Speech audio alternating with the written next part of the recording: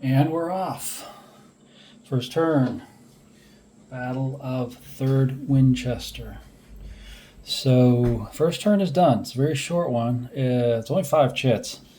3 for the Union, 2 for the Confederates on here.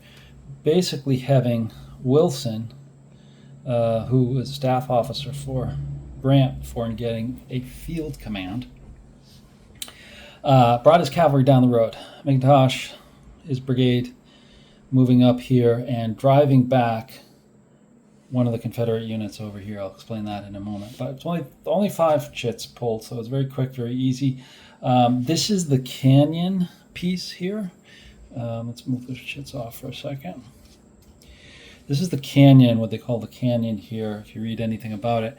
That's where the initial battle took place, because you can see it's very steep area in through here that the Union had to traverse Berryville Pike to try to break through. There's quite a bit of fighting through here, so we'll see that here here as this develops, because I think it's going to develop very similar to what happened for real. But we had McIntosh move up here first. All 3 of the Union chits came out first. 3rd Cavalry, 3rd Cavalry, 3rd Cavalry. So they were able to actually move up the road, get into attack orders, because they have 1 free change of orders per turn. So they were able to use that. Although they did try to change orders in one of their activations, but it failed. And then they attacked. Basically, this unit here, the 1st Connecticut, came up and engaged the 37th Virginia, which is now back here. The Sharps carbines really proved their worth, because they were able to disorder 37th, and then subsequently the 3rd New Jersey on a flank shot, 2nd disrupted them, forcing them to lose a strength point. And then they retreated back to here, and then subsequently moved back, because they're now down to 1 strength point, and effectively non-firing, because as dismounted units, because they would have -1 for the horse handlers there as well.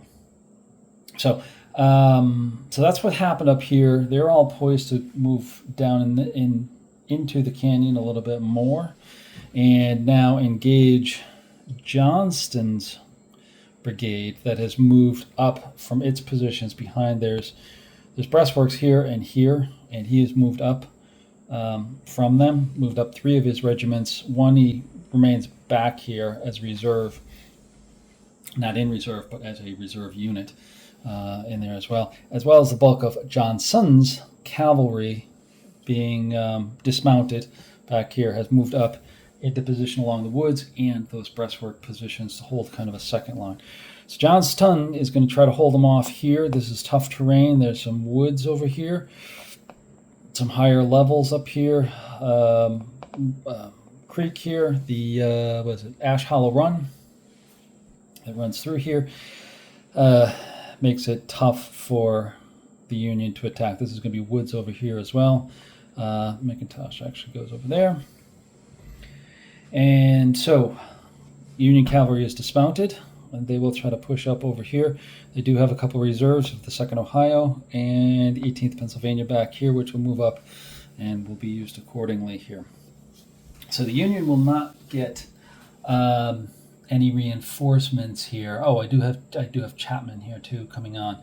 I left them off the board here just because it was getting a little crowded, but they'll come on this next turn. They didn't make it on this turn. They will have Chapman coming up here as well.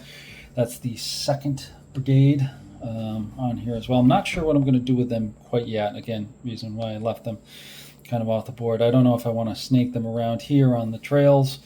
Up here goes, off the map, which you can't see. There's another road that goes around and eventually comes in this direction through trails and everything that you can see over here.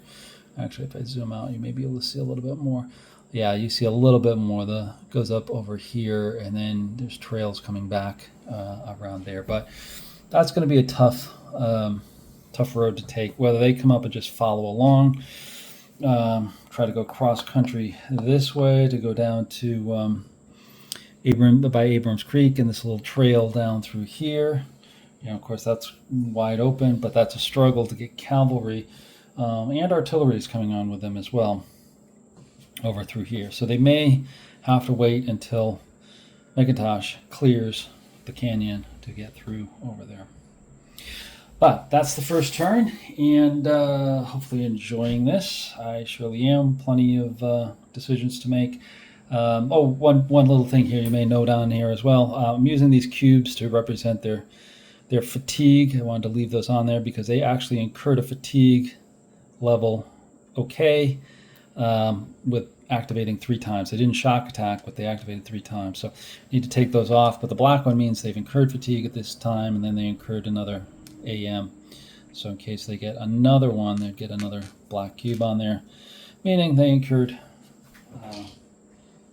fatigue on there as well. So I'm using those cubes. So if you see them around as the battle develops, that's what they are, both on Confederate and Union. Got some gray ones for Confederates and blue ones for the Union on there as well.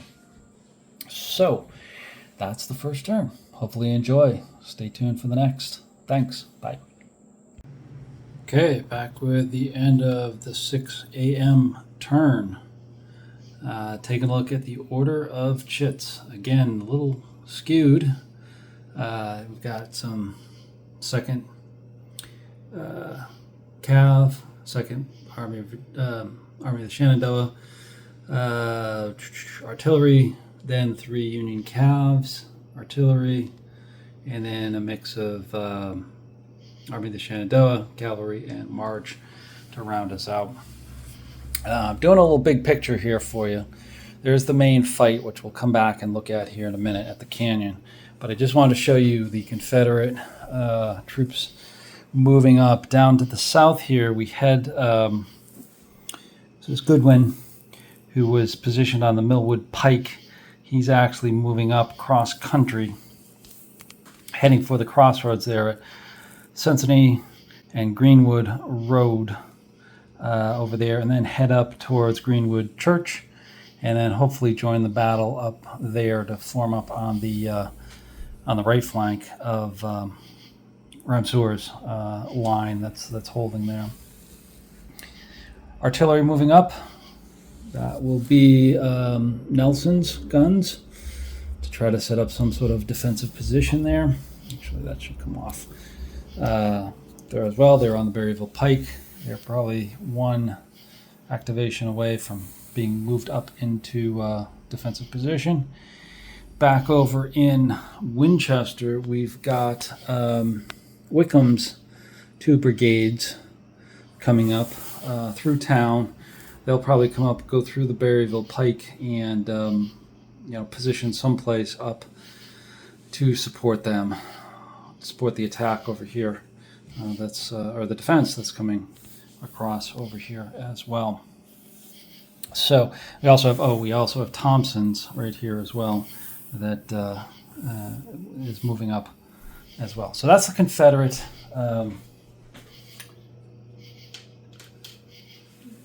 That's the Confederate troops there. Sorry, I had to move some counters over. And now let me shift over, and you can take a look at the actual canyon battle up here. And here we are at the canyon. Show what's going on over in here. Big news is McIntosh has continued to the attack on John Stunn's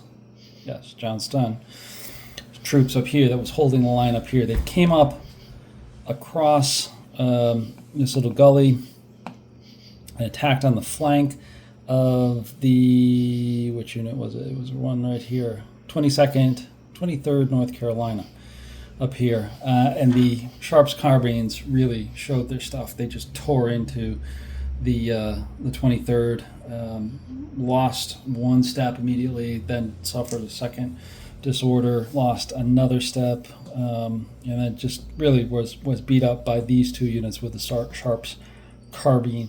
Their fire was ineffective. You can see they're still pushing strong in there. McIntosh is commanding that right flank, while Wilson is holding here in the center, making sure these guys move up here as well. We've also got Chapman coming in for support, hopefully to exploit the attack here once they get through. Now, one thing I should say with McIntosh here, they've been pushing hard, and they've incurred another fatigue, so they're up to fatigue 0 on here as well. So that they're going to have to start being a little bit careful as they start getting into the next line of defense here for the Confederates. But they've been able to drive down the road to this point. They're not out of the canyon yet. The canyon really ends right about where Johnson's troops are there. That's really their main line of defense on here, because Johnson, right under him, there is a breastworks that is key for them to hold out. And there's a mix of troops in there, his troops as well as dismounted cavalry, trying to hold that spot. Although the cavalry might pull back, because you see we've got Pegram back here moving up with his troops, and he's got some sharpshooters here that might move into the woods over here or over there to provide some fire support for them.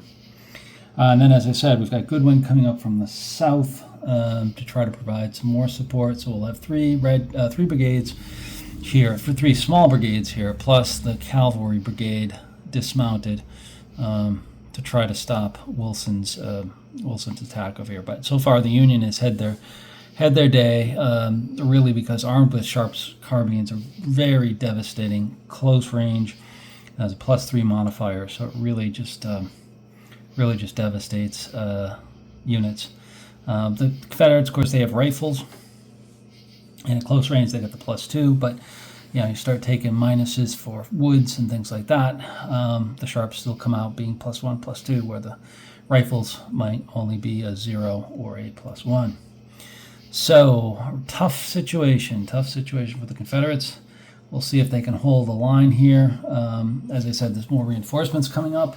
I think this next turn, which is 7 a.m., taking a look over here, yes, this is a whole lot of reinforcements. Gordon arrives. Lomax comes in as a commander. Early arrives. And as I said, Gordon's full division appears, as well as more artillery from Braxton will be coming on board. Union doesn't get any reinforcements until 9 a.m. I think I'm looking at this. Glad I looked. It's actually, they will get some reinforcements here. Wright will start marching in right behind Chapman over here after this turn. But there's going to be a pretty good log jam up here. You can see trying to use road march, because you really need to use the road march through here, because this terrain is really tough. That extends the line and pushes everything back quite a bit.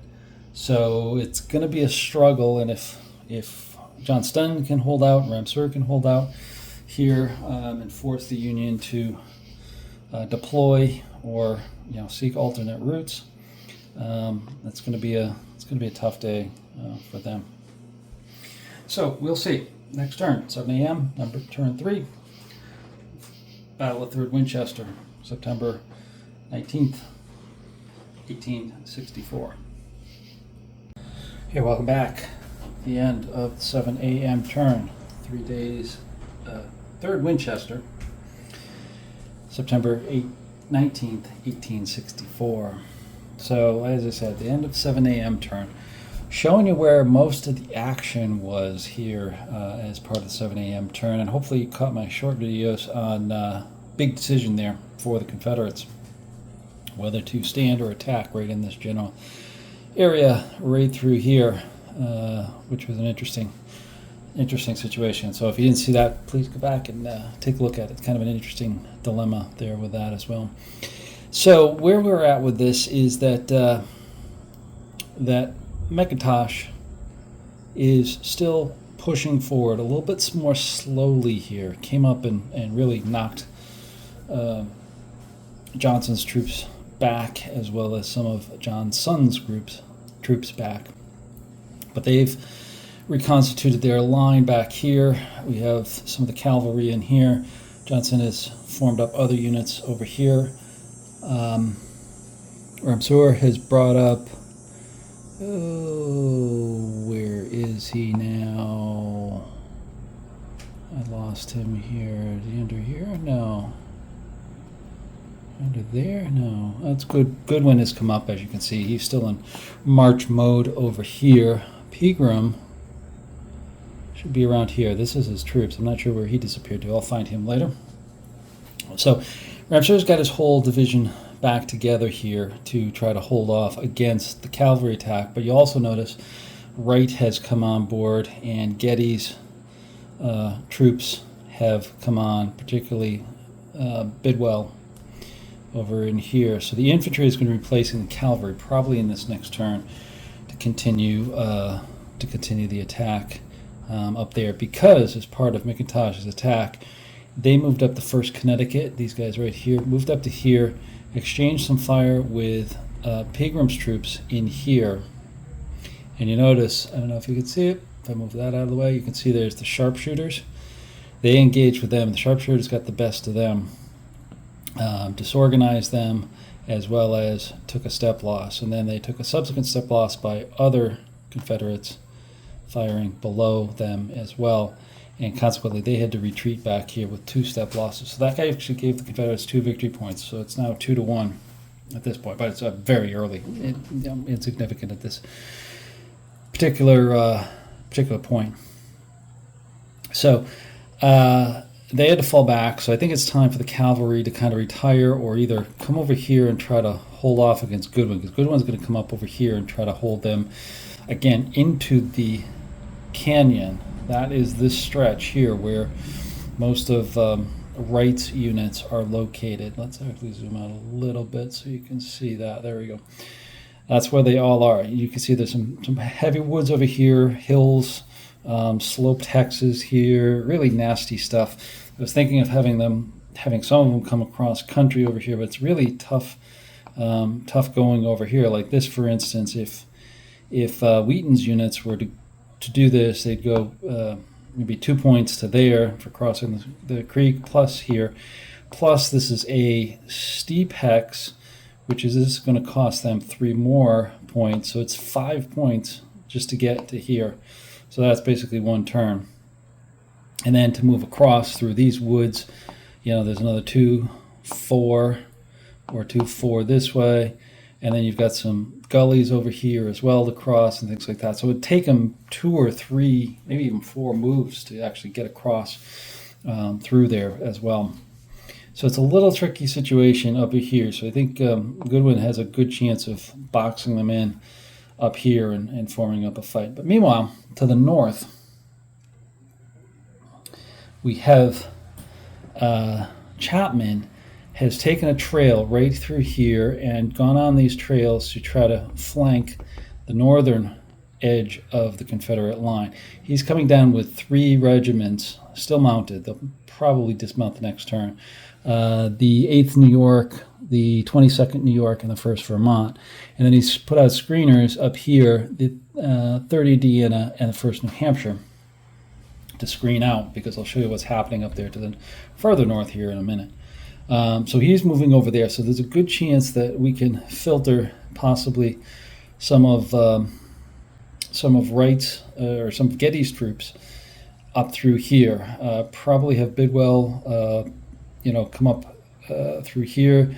Wheaton is the next one over, which we may have file in over here to take the center attack. But the third one, which is Warner, which is way back here, he may file up over this way as well, to again try to flank and provide some support over there, because we do have, coming on for the next turn, the 8 a.m. turn, we have Ricketts in line right behind them. So we've got to try to fan them out quickly, because otherwise they're going to get boxed in over here at the edge of the board.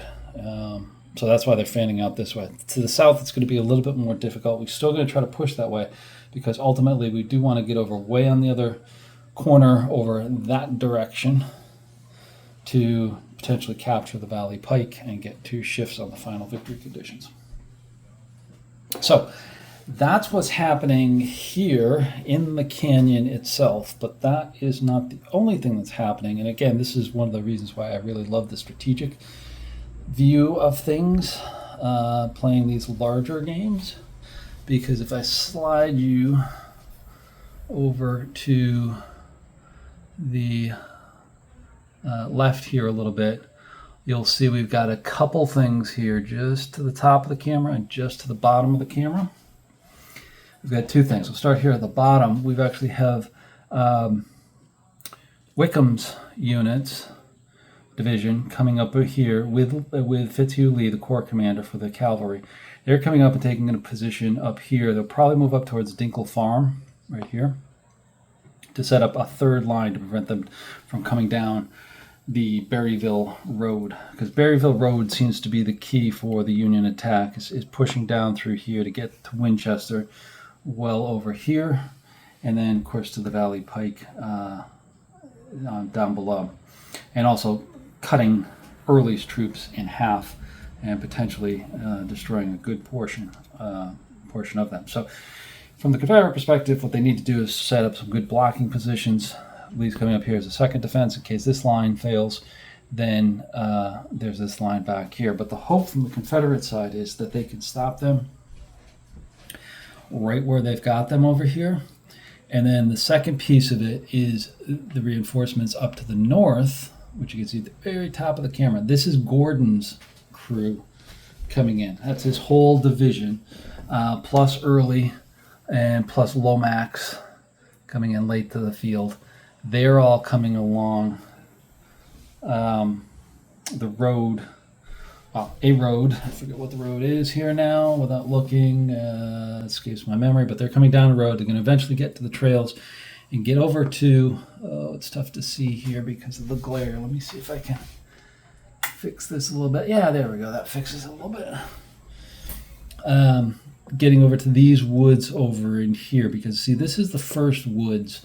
And as part of the original battle, that's where actually Union had stepped off and attacked into the second woods and this position over here, because Ramseur took a position over here by the Dinkle Farm, and then Gordon wrapped around to the north here. He abandoned any type of defense at the edge of the canyon on the Berryville Road. Taking a little bit differently, I'm holding everything there. There's not much there, and I think once Getty gets in line, it's probably going to push them through, but we'll hold them off as much as we can, because the thought is, from Gordon's perspective, if they can get down here to the edge of the first woods as quickly as possible, they can move themselves into these woods and provide an attack going towards the canyon. If I slide you back here a little bit, towards the canyon here, and deny the reinforcements, because most of the Union reinforcements right up until 2 p.m. 1400 is going to be coming along this road. So if they could stop them over here, that will be a big goal from there. Once we hit 2 p.m. turn, then the reinforcements, the cavalry reinforcements, will come in from the north, just above where Gordon is now. And that'll be a bunch of cavalry, but we will have some cavalry coming in there as well. We'll have part of the 1st Cavalry Division. We'll have Bean, Ferguson, and Smith coming from the north as well, trying to keep up with Schumacher, Powell, Custer, Devon, and Lowell coming from the north under Averill's command. Excuse me. So maybe, hopefully, we can hold them off here, knock them out, and then turn the tables back up there. Conversely, on the Union side, they're going to use their numbers and try to push and get around, but we could get kind of a mini wilderness fight develop over here potentially. If not, if that does, then we'll try to see the Union again push down the Berryville Road. Roads and trails are key with the battle, and trying to hold true with that. I know a lot of people try to do cross country to say, shortest distance type of thing, but you'll get, particularly with this terrain, you'll get locked up pretty good, because you've got sloping terrain in here, and you've got some gullies and ravines that are really going to knock you out pretty quickly if you don't stay to the trails and the roads as you're attacking across here. Of course, once you break out of these woods both the 1st, 2nd, and South Woods, then you've got open plain, and then that's a different story. Then it becomes all cavalry, which it could become once we get to the afternoon turns when the cavalry comes into the north and starts rampaging down north to south. So that's where we are right now. I think I've updated you everything. Victory points is now just 2-1, very insignificant at this particular junction. And you're seeing all the reinforcements coming in, and you're kind of seeing the whole picture. I'll try to zoom out even more so that you can see, but nope, that's as far as my camera's going to go. So anyways, I'll give you a big tour, handheld tour, probably in the next video, or maybe I'll do some more shorts if you like those. And especially if I get another big decision. I think that's kind of interesting for you guys to see. And hopefully you enjoyed that as well as a little preview before you get to see the whole thing. So appreciate you watching here, and we'll move on to the next turn, 8 a.m. Thanks a lot. Remember, like, subscribe, and comment. It's always appreciated. Thanks.